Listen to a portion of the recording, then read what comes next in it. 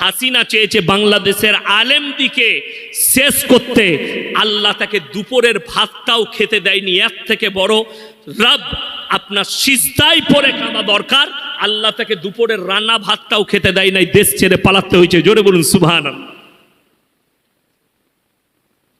ভারতে তিনি আশ্রয় নিয়েছে, জানি না কোথায় আছে, ভারতে আছে না বিদেশে আছে, যেখানেই থাকুক আল্লাহ কিন্তু রেহাই দিবেন না। কি বলবো, আল্লাহ দেখুন জালিমদের যতজন পৃথিবীতে জালিম এসছে আল্লাহ তাদেরকে ধ্বংস করেছেন। ফেরাউন ধ্বংস হয়েছে না টিকে আছে? কথা বলেন। ফেরাউন চেয়েছিল মুসাকে ধ্বংস করতে, আল্লাহ তাকে ধ্বংস করে দিয়েছে। ফেরাউন চেয়েছে মুসাকে মিটাতে, আল্লাহ তাকে মিটিয়েছে। নমরুদ চেয়েছে ইব্রাহিম নবীকে জ্বালাতে, আল্লাহ তাকে মিটিয়েছে। জোরে বলুন সুবহানাল্লাহ। আল্লাহর মার বড় কঠিন মার। ওই জন্যে প্রত্যেকটা ভাই আজকে হাত তুলে বলুন, আজ থেকে আমরা সবাই 5 ওয়াক্তের নামাজি হব। জোরে বলুন তো ইনশাআল্লাহ। সবাই হাত তুলেন, জোরে বলুন ইনশাআল্লাহ। হুজুর সাহেব কমেন্ট করেছে আপনি বাংলাদেশে কবে আসবেন? হুজুর আপনি হক কথা বলেন। আলহামদুলিল্লাহ, আমি বাংলাদেশে অনেক ফোন আসছে দাওয়াতে। আমার 2025 সালের ফেব্রুয়ারি পর্যন্ত একটাও ডেট খালি নেই।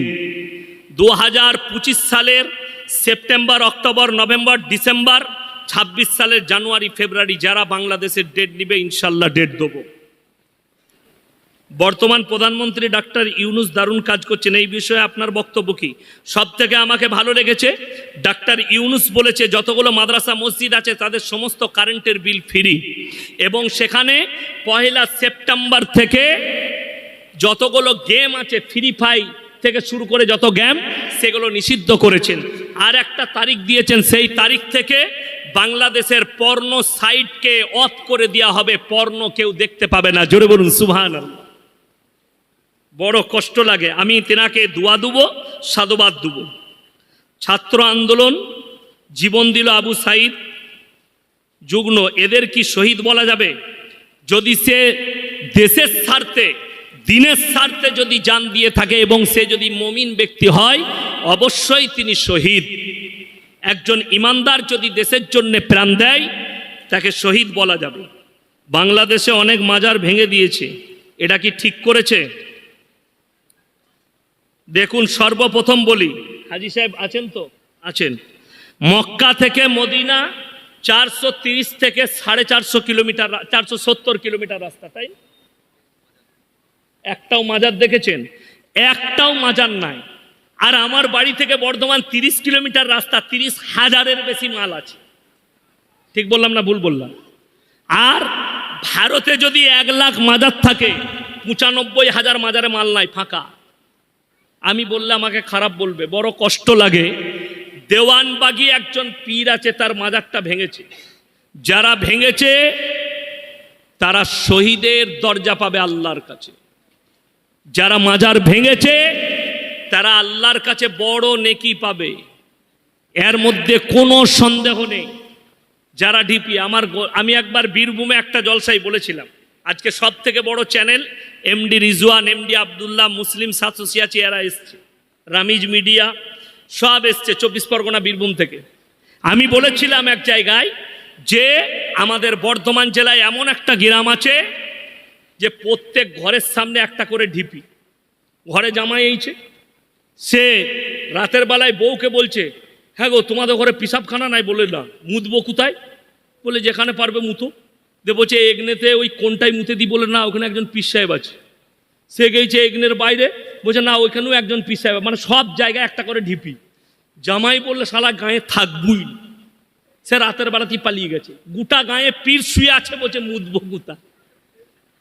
এই হচ্ছে তাদের হাল। আচ্ছা শুনেন, আমি কিন্তু পীর বিরোধী নয়, বাস্তব কথা বলছি। মক্কা থেকে মদিনা, শুনেলেন, সব থেকে দামি ওলিরা পৃথিবীর মক্কা মদিনায় শুয়ে আছে, ঠিক কিনা? হাজরতে উমর, হাজরতে আবু বকর, হাজরতে উসমানে গনি, হাজরতে শোয়েবা, হাজরতে লুতবা, আল্লাহ রসুল সাল্লাল্লাহু আলাইহি সাল্লামের চাচা যান। আর 70 জন সাহাবীর কবর উহুদের প্রান্তরে ব্যারিকেড দিয়ে ঘেরা আছে। হাজরতে আমির হামজা রাদিয়াল্লাহু তাআলা আনহু শুয়ে আছেন। তিনাদের মাজার নাই, আমাদের দেশে ভণ্ডদের মাজার। এই বর্তমান জেলায়, এই বর্তমান টাউনে, আমি জায়গার নাম করব না, বাপ পীর ছিল, মাজারে তাবিজ লিখতো। বাপ মরে গেল, বেটা মরেতে রোডের ওপরে লটারি বেচতো, বেটা এখন পীর হয়েছে। লটারিওয়ালা যদি পীর সাহেব হয় তাহলে আমাদের আর কোনো মূল্য নাই, আছে? বড় কষ্ট লাগে। আমাদের বর্ধমান জেলাতেই আছে, দুটো পায়ে খুঁড়া, হাত পা লাড়তে পারে না, বিড়িটা অন্যজন খাইয়ে দেয়, সে হারাম করে আবার লোককে ভালো করে তাবিজ দিয়ে। সে নিজেকে ভালো করতে পারছে না, এর থেকে দুঃখ আর কিছু আছে? ওই জন্যে মাজার ভেঙেছে, এতে দুঃখর কিছু নাই, আলহামদুলিল্লাহ। মহিলাদের পর্দার ব্যাপারে বলুন, পর্দা রেখেছো যে বলবো? সব তো ছিঁড়ে শেষ। পর্দা মুসলমানদের কত সুন্দর মায়েদের, ওটা একবার বিগ বাজারে গিয়ে 2 মিনিট বসলেই বুঝতে পারবে। কি বুঝলেন? সব মনে হচ্ছে দুলা ভাই যাচ্ছে, জিন্সের প্যান্ট আর গেঞ্জি। শুনেলেন আমার মায়েরা, আমি শেষ বলছি, কোরআনে আছে ওয়াদরিব খুমুরিহিন্না আলা জুনুবিহিন। হে নারী, তুমি পর্দা নির্ধারিত করো, তোমরা কোনোদিন ধর্ষিতা হবে না, তোমরা কোনোদিন লাঞ্ছিত হবে না। একটা মিডিয়া আছে, সে এবিপি একজন অ্যাঙ্কার, তার নাম হচ্ছে রুবিকা লিয়াকত। একে যদি কেউ মুসলমান ভাবেন, ই হচ্ছে কাফের এবং বেঈমান। একে যে মুসলমান ভাববে তার ইমান চলে যাবে। এ একটা প্রোগ্রামে একজন মুসলমানকে জিজ্ঞেস করছে, সাধারণ ছেলেকে, कुरान में कहाँ लिखा है पर्दा के बारे में, कुरान में कहाँ लिखा है हिजाब के बारे में? तुझे कौन बोला कि तू हिजाब पहन ले, तू तो नंगा घूम ले, ये हमारे क्या, हमसे क्या फर्क पड़ता है? लेकिन अगर पुश्ती हो, अगर हिम्मत है तुम लोग में, तो एक मर्तबा हमारे जैसा बाप के बेटा मौलवी से बैठ के दिखाओ, फिर तुमको हम छट्टे के दूध याद दिला देंगे इंशाल्लाह। तुम तो किससे बैठती हो और किससे सवाल पूछती हो? उसको तो इस्लाम के बारे में कुछ पता नहीं। और कुरान कहता है वद्रिब खुमुरिहिन्ना अला जुनूबिहिन। हे नारी, हे औरत, तुम अपने आप को ढाक लो। महिलारा তোমরা নিজেদিকে ঢেকে লাও, তোমরা কোনোদিন ধর্ষিত হবে না, লাঞ্ছিত হবে না। বড় কষ্ট লাগে। পর্দা শুনেলেন, সব থেকে বেশি মায়েরা জাহান্নামে যাবে বেপরদাহির কারণে।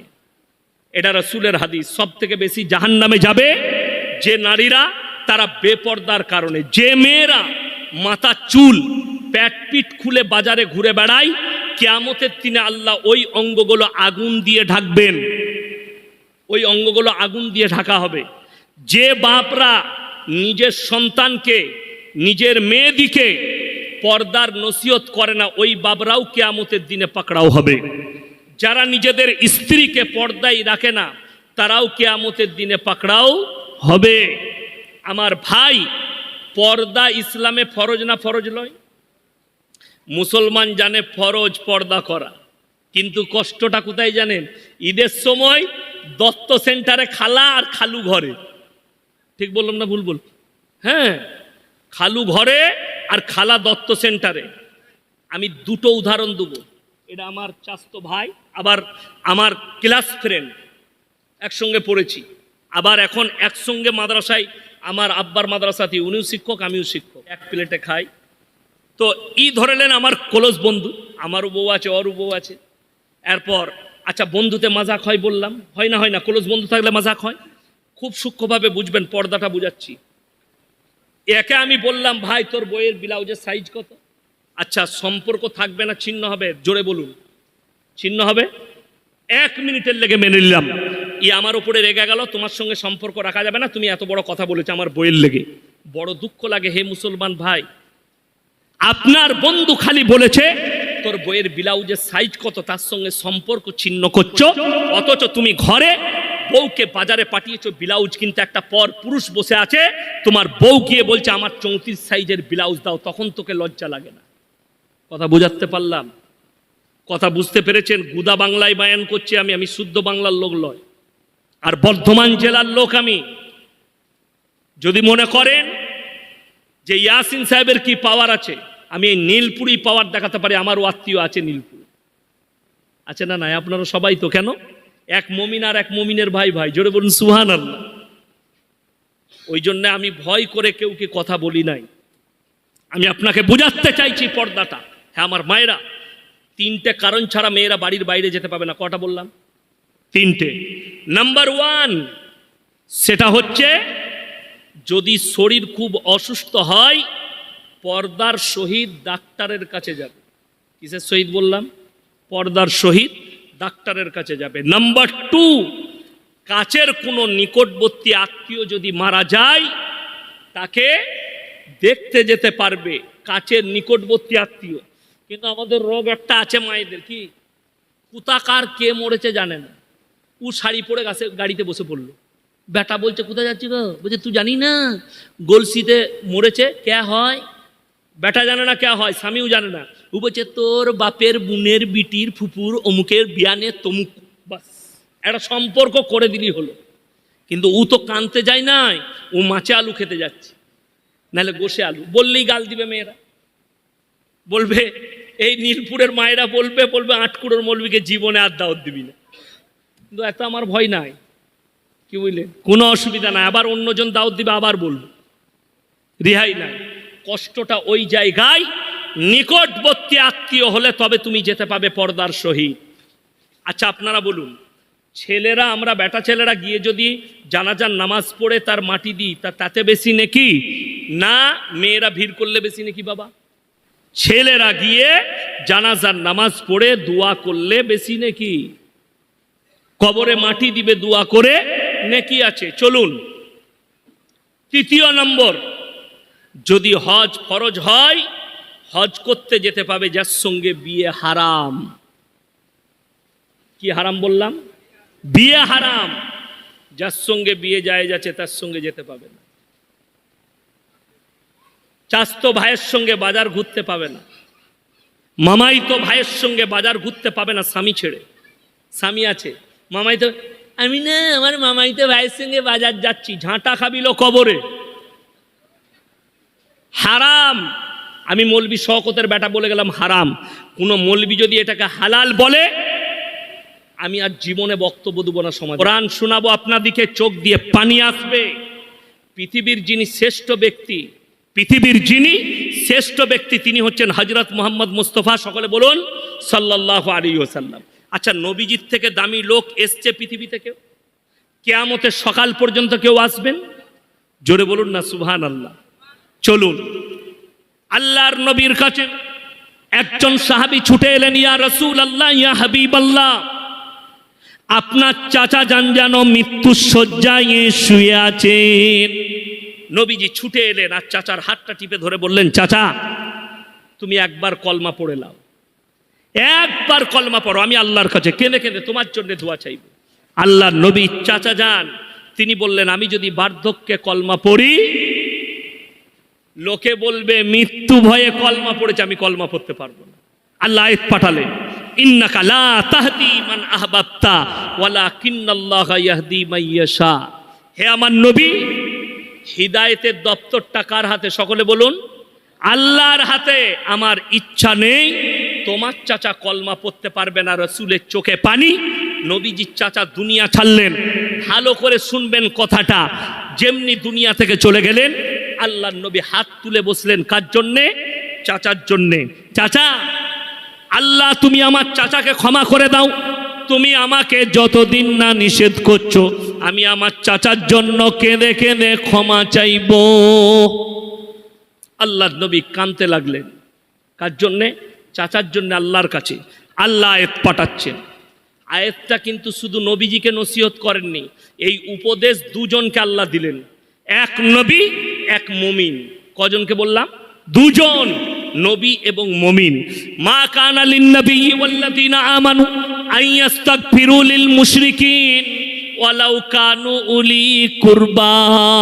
হে আমার নবী এবং মুমিনরা শুনে নাও, যারা মুশরিক হয়ে বেঈমান কাফের হয়ে মারা গেছে তাদের জন্য দোয়া করতে পাবে না, যদিও তারা তোমাদের নিকটতম আত্মীয় হয়। ছেলে মদের ফাঁটিতে জীবন কাটিয়ে মারা গেছে, বাপ তাহাজ্জুদ গুজার, দোয়া করতে পাবে না, জীবনে আল্লাহর নাম লাইনি। আমি আমাদের বর্ধমান জেলায় সাতগাছিয়ার কাছে বহারে নামাজ পড়াতে যাই। ঈদের 15টা গ্রাম এক জায়গায় নামাজ পড়ে, 10-15টা গ্রাম, আমি তাদের ইমাম। তো ঈদের নামাজে আমি দাঁড়াবো, বায়ান চলছে, বায়ান শেষ হয়েছে, এরপর বললাম কাতার সোজা করুন। একজন কানে কানে এসে বলছে, হুজুর যা ঈদের নামাজের নিয়তটা বলবেন। আমি বললাম একদম বলবো না, আমার কি করবি বল। আমি বলি নাই। আমি বললাম কেন বলবো বল। বলছে অনেকজন হুজুর জানে না। আমি বললাম ওরা জীবনে জানবেও না। কথাটা বুঝতে পারেন? যারা বলে ঈদের দিনে নিয়ত বলো, আমি বলবো ইমাম দিকে মোটেই নিয়ত বলবেন না। কেন? তার একটা কথা বলে দিই। কোনো ব্যক্তি যদি বলে ইমাম যাহা নিয়ত করিল আমি তাহা নিয়ত করিলাম, নামাজ হবে না? হবে না। কথা বলে না? পেছনে মৌলবীরা আছে, জিজ্ঞেস করলেন, নামাজ হয়ে যাবে। কিন্তু কেউ যদি দরুদ শরীফ না পড়ে, সানা না পড়ে, তসবি না পড়ে, আত্তাহিয়াতু না পড়ে, দরুদ শরীফ না পড়ে, নামাজ হবে? ওইগুলো একটাও জানে না, খালি বলছেন নিয়তটা বলে দাও। কি বলেন? ওই জন্য তো দেখবেন অনেক 5 ওয়াক্তের মুসল্লিদের পাশে অনেক যদি বেনামাজি, মানে সে ঈদ আর বকরা ঈদ পড়ে, শ্বশুর একটা তোয়ালি দিয়েছে, লাগিয়ে চলে গেছে। স্টাইল কি? জামাটাও শ্বশুরের, আন্ডার প্যান্টও শ্বশুরের, লুঙ্গিও শ্বশুরের, দিয়ে একদম 5 ওয়াক্ত সালা আতর লাগাচ্ছে, একদম 96 মজমুয়া। নিয়ত বেঁধে আল্লাহ আকবার। ইমাম সাহেব হাত যাচ্ছে, ও এরকম তাকাচ্ছে, কি করছে বেড়া? ও চালাচ্ছে। ওরা 3 বার করেছে, ও 5 বার চালাইছে। জানি না তো চালাবে কি করে। কেন? ও তো আর কোনোদিন আসবে না, খালি ঈদ আর বকরা ঈদ, আর জীবনে নামাজ পড়ে না। আমাদের দেশে 3টে কোয়ালিটির নামাজি, এক হচ্ছে 5 ওয়াক্তের, আর এক হচ্ছে জুম্মার, আর এক হচ্ছে ঈদ আর বকরা ঈদের। এই 3টে কোয়ালিটির নামাজি। যারা বেনামাজি আছেন, আল্লাহর ওয়াস্তে শুনে যান। আমাদের সমাজের অনেক লোক বলে, ইমাম দিকে বলে, ইমামরা যদি বলে ভাই তুমি নামাজ পড়ছো না, তুমি তো ভালো লোক, কি বলে জানেন? আমার মতো লোক নাই, সত্যিকারই লোকটা ভালো, অনেক উপকার করে, বড় উপকার করে, কিন্তু নামাজ পড়ে না। সে বলে আমি নামাজ না পড়তে পারি, কিন্তু আমার মতো ভালো লোক আপনি পাবেন না। এরকম লোক আছেন, সত্যিকারই ভালো লোক আছে, কিন্তু নামাজ সে পড়ে না, সে বলে নামাজ পড়ি না। তাদের জন্য এই উপদেশটা, যারা বেনামাজি আর বলেন আমি ভালো লোক, আমি নামাজ পড়ি না, তা কি হয়েছে? আর বদলা আল্লাহ তাদেরকে দুনিয়াতে দিবেন। কোরআন খুলেন, কিয়ামতের দিনে সেই লোক কটা কেমন ভাবে ফেরে পড়বে। জান্নাতীরা যখন জান্নাতে প্রবেশ করবে, আর জাহান্নামীরা যখন জাহান্নামে প্রবেশ করবে, জান্নাতীরা তাদেরকে দাঁড় করাবে, ফি জান্নাতি ইয়াতাসালুনা আনিল মুজরিমিনা মা সালাকাকুম ফি সাকার। তোমরা কেন জাহান্নামে যাচ্ছে? তোমরা বলতে তো আমরা ভালো লোক, তোমরা বলতে আমাদের মতো লোক নেই, আজকে তোমরা জাহান্নামে যাচ্ছ। তারা 1 নম্বর উত্তর যেটা ছুড়বে জান্নাতীদের কাছে, সেটা হচ্ছে ক্বালু নামলাকু মিনাল মুসাল্লিন। আমরা মুসল্লিদের মধ্যে ছিলাম না, নামাজি ছিলাম না, তাই আল্লাহ আমাদেরকে জাহান্নামে পাঠিয়েছে। ওয়া কুন্না নাকুদু ওয়া কুন্না নুকাজ্জিবু, কি আছে? ওয়ালাম নাকু নুতিমুল মিসকিন, আর মিসকিনকে খানা খাওয়াইতাম না, তাই আল্লাহ আমাদেরকে জাহান্নামে পাঠিয়েছে। মায়েরা ভালো করে শুনবেন, ভাইয়েরা, আপনাদের পাড়ায় ভিখারি আসে না? আসে না? কোন ধর্মের দেখেন না? নবীজি সাল্লাল্লাহু আলাইহি সাল্লামের একটা ভাষা শুনেলেন। আমাদের দেশের লোক সম্প্রীতি জানে না, আমাদিকে মৌলবীদিকে সম্প্রীতি শেখায়। এরা কিছু জানে না বে, এদিকে শিখো, আমাদিকে কি শিখবি? সম্প্রীতি। তোরা আমার কাছে সে শুনে যান, আজকে বর্তমান টাউনের লোক সম্প্রীতি কাকে বলে। রাসূল আকরাম সাল্লাল্লাহু আলাইহি সাল্লাম বললেন, তোমরা দেখো না তোমার পাশে কে বসবাস করছে, সে দলিত হোক, আদিবাসী হোক, অমুসলিম হোক, খ্রিস্টান হোক, সে যদি ক্ষুধার্ত হয় খাবার দাও, বস্ত্রহীন হলে বস্ত্র দাও, বিপদে পড়লে তার পাশে দাঁড়াও। এটাই হচ্ছে নবীজির আদর্শ এবং ইসলাম। এটার নাম সম্প্রীতি, এটার নাম হচ্ছে সম্প্রীতি। বড় কষ্ট লাগে, আর আপনি আমাদিকে সম্প্রীতি শিখাচ্ছেন। মৌলবীদিকে আপনার সম্প্রীতি বুঝে আসেনি। চলুন কোরআন শোনাবো আপনার দিকে। মিসকিন আপনার দরজায় হাত পেতেছে। হে আমার মুসলমান ভাইয়েরা, যদি আপনার কাছে কেউ হাত পাতে, তুমি দেখো না, অনেক লোক আছে তোদের অভ্যাস দাঁড়িয়ে গেছে, রোজ চলে আসছিস ভিক্ষা করতে। এইটা কত খারাপ কথা আপনি ভাবতে পারবেন না। আপনি যখন 1 টাকা দান করবেন, মনে মনে আপনাকে চিন্তা করতে হবে, আল্লাহ আমাকে দেনেওয়ালা বানিয়েছো, আমাকে চাহনেওয়ালা বানাওনি। আমি হাত পাতিনি, আল্লাহ আমি হাতে দিচ্ছি, এটা আল্লাহর তোমার কৃপা যে আমাকে দেনেওয়ালা বানিয়েছো, আমাকে ভিক্ষা করনেওয়ালা বানাওনি। শুকর আদায় করবেন। হে আমার মায়েরা, তোমার দরজায় যদি কোনো ভিক্ষুক নাড়া দেয়, যদি কাজে ব্যস্ত থাকো, তারপরও তাকে দুটি তোমার যেটুকু আল্লাহ দিয়েছে তুমি দাও। অনেক মায়েরা কি বলে জানেন, কাজ করছি গো, পরে আসবে। তোমার কাজ যদি মালাকুল মউত আসে কি বলবে, দাঁড়া হাড়িটা মাইছি, পরে জানটা কবজ করবি, বলবে? ওই জন্যে মাদ্রাসাওয়ালা আসুক আর ভিক্ষুক তোমার দরজায় আসুক, তুমি সব কাজ ফেলে দিয়ে তাকে দুটি দাও, তার প্রয়োজন মিটাও। এই জন্য ভাববেন যে আমার দরজায় যা এসছে আল্লাহ, তুমি আমার দরজায় একজন মুসাফিরকে এনেছো, আমাকে মুসাফির বানিয়ে তার দরজায় নিয়ে যাও। আল্লাহর কৃপা। মাদ্রাসাওয়ালা তোমার দরজায় এলে তুমি হাত বাড়িয়ে দাও। তোমার 1 টাকা দিবার সুযোগ আছে, তুমি 1 টাকা দাও। 5 টাকা দিবার সুযোগ আছে, তুমি 5 টাকা দাও। ওই জন্য বড় কষ্ট লাগে আমাদের বর্ধমানে, আমি নাম করব না টাউনে কোথায়, 50 টাকা করে মাদ্রাসার বিল কাটে, আলেম দিকে রাস্তায় রোদে দাঁড় করিয়ে লাইন দিয়ে দাঁড় করায়। আমি বলেছি আমার মাদ্রাসা শিক্ষককে, ওকে শুনিয়ে দিবেন। শওকত সাহেবের ছেলে বলছিল, তুমি কত টাকা জাকাত দাও? তুমি যে জাকাতটা পুরো দাও, পুরো রমজান মাসে একটা মাদ্রাসাকে সেই জাকাতটা দেয় এসিতে বস করিয়ে হাওড়া জেলায় হাজি শাহানুর উস্তাখা, জাহাঙ্গীর লস্কর পাচুড়ে, এসএন আলম নূর আলম ভাই মিটিয়া বুরুজে, একটা মাদ্রাসাকে তত টাকা জাকাত দেয়। আমার কাছে আমার বিল দেখলে আপনার মাথায় তাক লেগে যাবে। একটা বিল কাটি 50,000, আর একটা বিল কাটি 50,000, 1 লাখ টাকার বিল কাটি।